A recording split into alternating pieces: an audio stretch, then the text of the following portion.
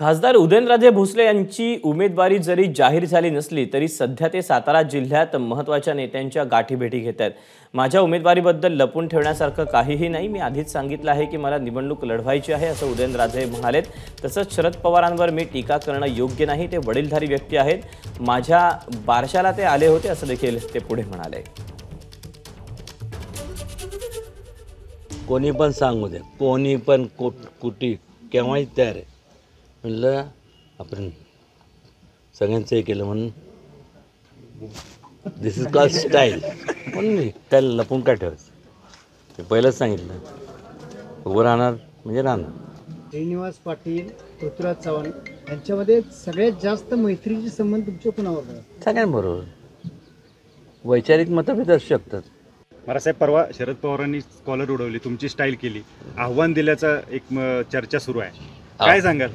काय बोलणार, ते वडीलधारी। अहो, माझं बारसं जेवलेल्या लोकांच्या बद्दल मी काय बोलू, मला सांग। एबीपी माझा, उघडा डोळे बघा नीट।